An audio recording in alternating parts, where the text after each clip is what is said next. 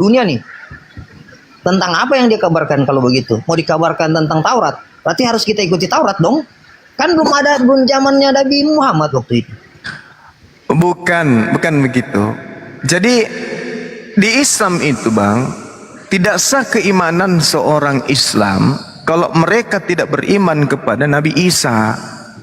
Jadi kami beriman kepada Nabi Isa, cuman iman kami itu ya sesuai dengan koridor kedatangan Nabi Isa hanya untuk Bani Israel. Bedanya dengan saudara, Anda mengimani Yesus seakan-akan itu Yesus untuk Anda. Yesus itu hanya untuk Bani Israel, bukan untuk kita. Maaf nih Bang, persepsinya beda mungkin. Ya silakan, Kan memang sudah beda. dibilang, ini Bang, kan sudah dibilang Nabi Isa nih yang kasih suruh nih, ya kan? Ya. Kabarkanlah Injil ke seluruh dunia nih Bang. Ya, Kok hanya khusus bangsa Israel? Harusnya Injil itu untuk bangsa Israel dong. Kita harus tahu. coba Anda baca nomor 20-nya dari Matius 28 itu. Coba Anda baca. Apa bunyi dari nomor 20 dari Matius 28? Coba saudara baca.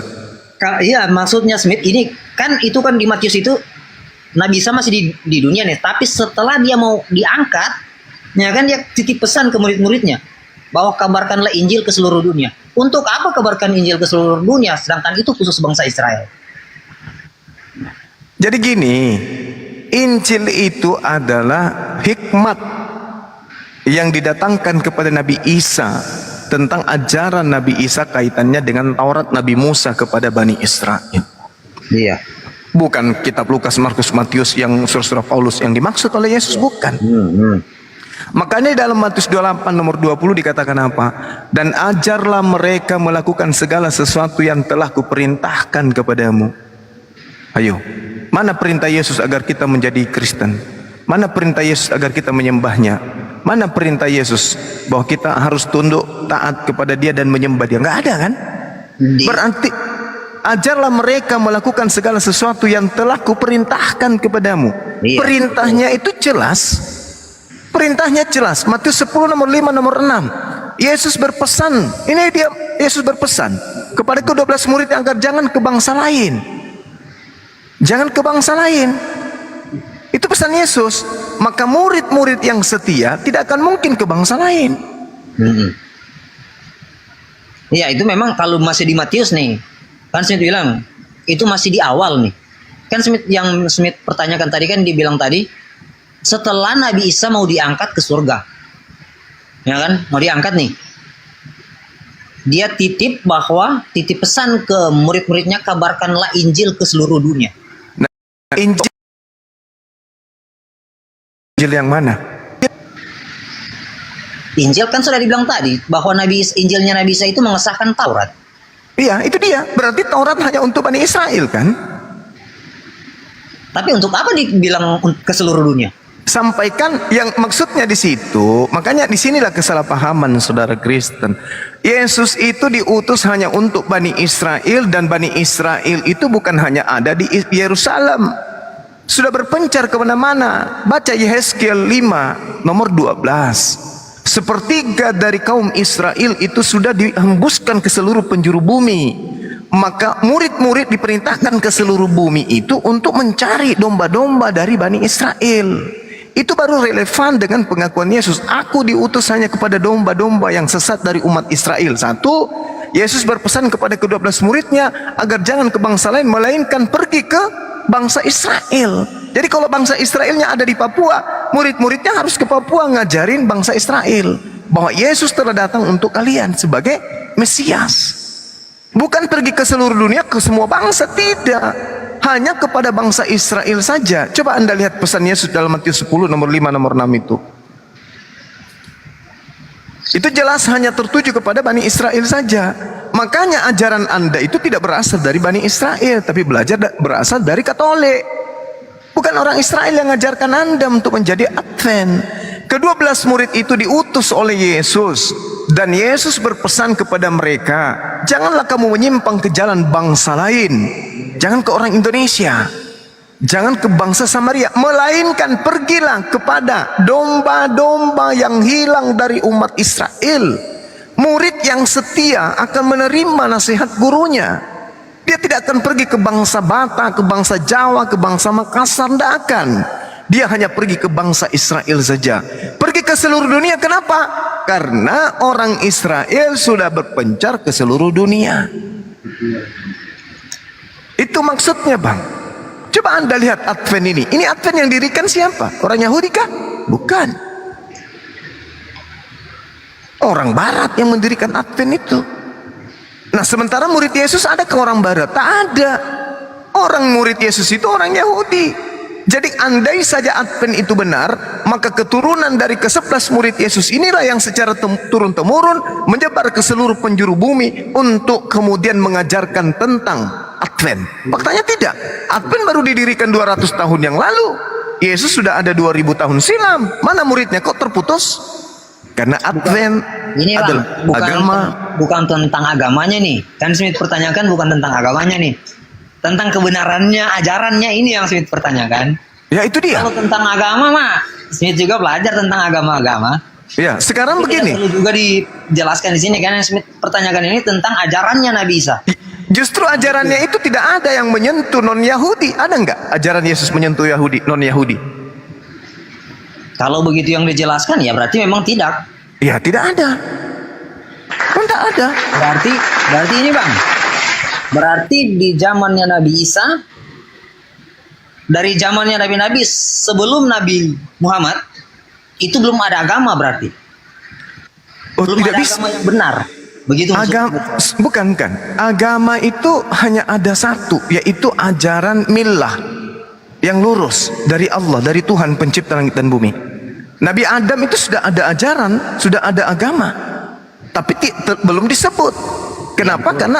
Karena pada saat itu baru mereka berdua. Tapi terkait dengan ketetapan, perintah, ketentuan Tuhan sudah ada pada mereka. Melanggar perintah Tuhan, kafir, kufur. Gitu. Begitu juga kepada Nabi Ibrahim, sudah ada perintah, ketetapan, ketentuan. Lanjut kepada Nabi Musa, ada ketetapan, ketentuan. Sampai kepada Yesus, Isa, ada ketetapan, ketentuan. Itu agama itu. Makanya dikatakan Al-Quran, Al-yawma akmaltu lakum dinakum. Pada hari ini telah kusempurnakan agamamu dan aku ridha Islam menjadi agamamu. Itu disempurnakan setelahnya. Kepada Rasulullah wa khataman nabiyyin, penutup para nabi, ajaran para nabi itu sudah disempurnakan, yaitu salam Islam. Yeremia 29 nomor 11. Aku tahu tentang rancangan-rancanganku tentang kalian wahai manusia, yaitu rancangan damai sejahtera, rancangan shalom dalam bahasa Ibrani, dalam bahasa Arab rancangan Islam. Makanya ajaran Islam itu merangkum semua ajaran para nabi. Itulah di Islam, di Al-Quran. Al-Quran datang untuk litubayyina linnasi, untuk seluruh umat manusia. Rasulullah Muhammad SAW diutus untuk seluruh umat manusia. Kaffatan linnas, litubayyina linnas, rahmatan lil alamin, untuk seluruh alam semesta. Itulah Nabi Muhammad. Kalau Isa hanya kepada Bani Israel, Musa hanya kepada Bani Israel. Cakupan mereka itu dakwanya kecil, sempit.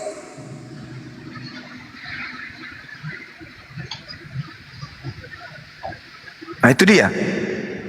Nah, cuman ya itu ketika Nabi Muhammad SAW itu datang mengajarkan, kemudian mengajak ahli kitab untuk menuju kepada keselamatan, yaitu Islam.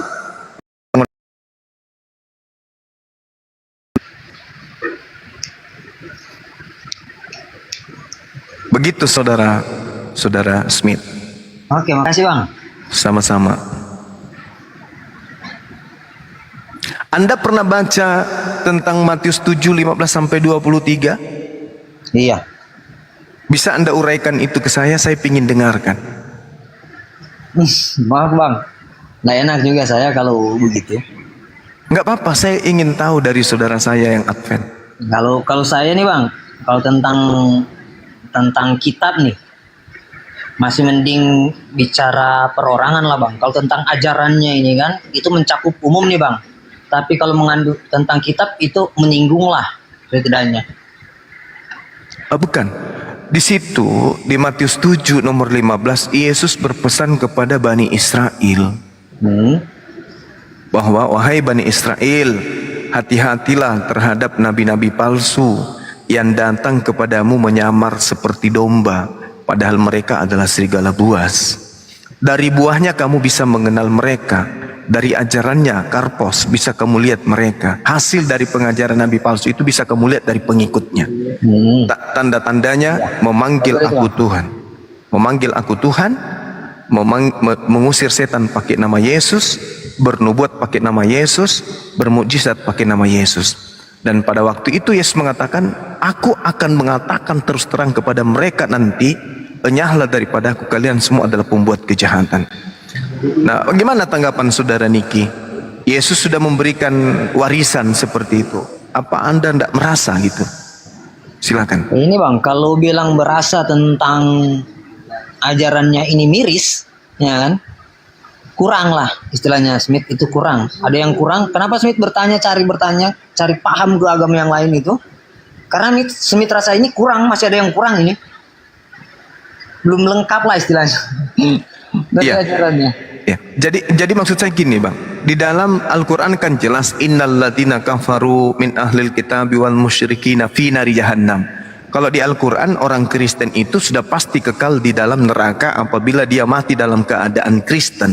Nah ternyata Yesus juga mengatakan hal yang sama, bahwa Kristen itu juga adalah penghuni neraka. Ini yang saya mau tahu dari saudara, kok tidak ada rasa gentar gitu setelah membaca data itu? Terdapat di mana itu Bang? Matius 7 nomor 15 sampai nomor 23. Coba Anda baca. Nggak pegang Alkitab saya. Di Matius 7 itu sangat jelas diterangkan di sana bahwa waspadalah kepada nabi-nabi palsu yang datang kepadamu. Jadi ini nasihat Yesus kepada Bani Israel, muridnya, bukan nasihat Yesus kepada Kristen. Iya. Waspadalah terhadap nabi-nabi palsu yang datang kepadamu dengan menyamar seperti domba, tetapi sesungguhnya mereka adalah serigala buas. Dari ajarannya kamu bisa mengenal mereka. Dapatkah orang memetik buah anggur dari semak duri atau buah arak dari rumput duri? Demikianlah setiap pohon yang baik menghasilkan buah yang baik, sedangkan pohon yang tidak baik menghasilkan buah yang tidak baik. Tidak mungkin pohon yang baik itu menghasilkan buah yang tidak baik, ataupun pohon yang tidak baik itu menghasilkan buah yang baik. Dan setiap pohon yang tidak baik menghasilkan buah yang baik. Setiap pohon yang tidak baik menghasilkan buah yang tidak mungkin kemudian pohon yang baik menghasilkan buah yang baik. Dan kalau pohon yang tidak baik ini dan buahnya pasti akan ditebang dan dibuang ke dalam api. Jadi kata Yesus, dari buahnya kamu mengenal mereka. Bukan setiap orang yang berseru kepadaku Tuhan, Tuhan akan masuk ke dalam kerajaan surga, melainkan dia melakukan kehendak Bapakku yang ada di surga. Pada hari terakhir banyak orang akan berseru kepadaku, Tuhan, Tuhan, bukankah kami bernubuat demi namamu, bermukjizat dan mengusir setan demi namamu? Pada waktu itulah aku akan berterus terang kepada mereka dan berkata, aku tidak mengenal kamu, enyahlah daripadaku, kamu semua adalah pembuat kejahatan. Ini jelas ini. Dan ini buah ini noise di mana ini ya? Buah-buah ini hanya diadakan dan dilakukan di dalam agama Anda. Memanggil Yesus Tuhan, bernubuat pakai nama yang Yesus, mengusir setan pakai nama Yesus, bernubuat atau meramal pakai nama Yesus. Itu hanya ada di Kristen. Berarti buah dari pengajaran nabi palsu itu bisa dilihat dari agama Kristen. Karena di agama lain tidak ada begitu. Dan Yesus mengatakan pada waktu itu aku akan mengusir mereka semua dan mengatakan kepada mereka, kalian adalah pembuat kejahatan. Matius 13 nomor 50, pembuat kejahatan akan dilemparkan ke dalam api neraka yang menyala-nyala. Ngeri ini Bang, ngeri, sadis. Al-Quran mengatakan oke lah, kalau Al-Quran Anda tidak beriman. Innalladzina kafaru min ahlil kitabi wal musyrikina fi nari jahannam khalidina fiha abada. Orang-orang kafir akan masuk ke dalam neraka, mereka berada di dalamnya selama-lamanya, kekal. Ini Bang, kalau tentang buah nih, berarti semua orang Islam itu baik dong? Yes. Kenapa? Karena ketika umat Islam itu kemudian melakukan pembuatan dan dosanya itu mereka bukan menyekutukan Allah, tidak masuk ke dalam ajaran nabi palsu.